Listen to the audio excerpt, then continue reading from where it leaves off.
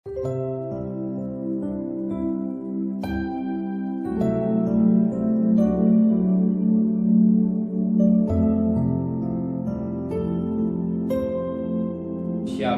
pagi bersama gerakan kepala, pejamkan mata sejenak.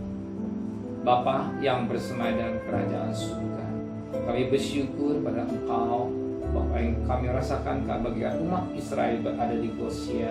Sekalipun ada masalah umat Israel terpelihara, tergembala dengan baik, tidak mengenal dalam hidup bangsa Israel. Demikian juga kami bangun tubuh yang sehat, kami boleh menghadap Tuhan dan naikkan doa, pujian, penyembahan pada Bapa di surga.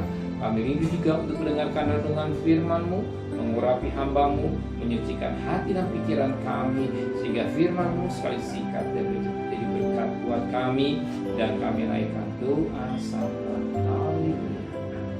Shalom, pagi. Mari sama-sama kita akan membaca firman Tuhan, Yohanes pasal 20. Yohanes pasal 20 ayat pertama sampai ayat yang ke-10. Yohanes pasal 20 ayat pertama sampai 10. Kebangkitan Yesus. Pada hari pertama minggu itu, pagi-pagi benar ketika hari masih gelap, pergilah Maria Magdalena ke kubur itu.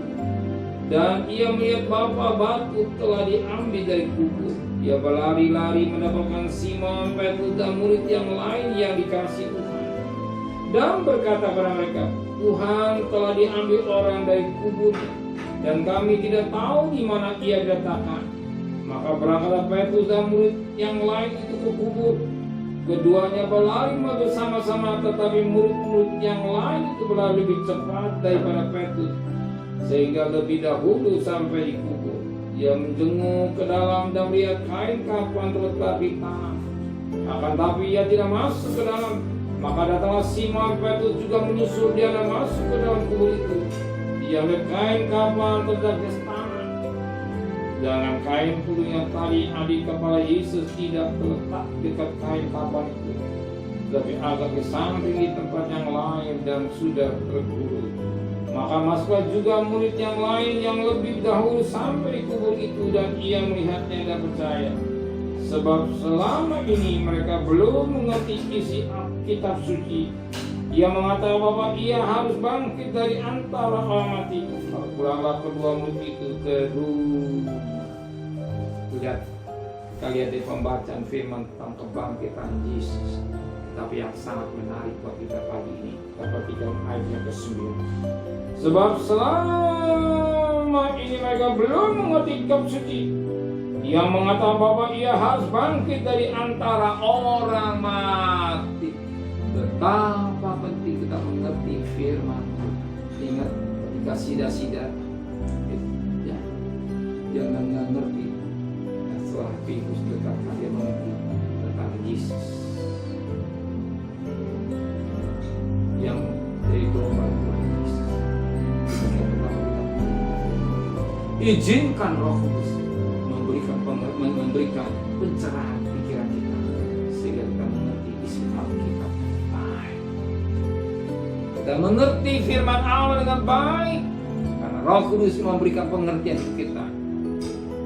Maka sucikan hati dan pikiran kita ini, sehingga firman itu menjadi berkat. Betapa penting kita membaca huruf mati, tapi yang kehidupan Roh. Amin. Huruf mati, tapi yang kehidupan Roh, sehingga kita mengerti akan isi kita dengan baik. Banyak sampai sesat kalau kita tidak. Amin.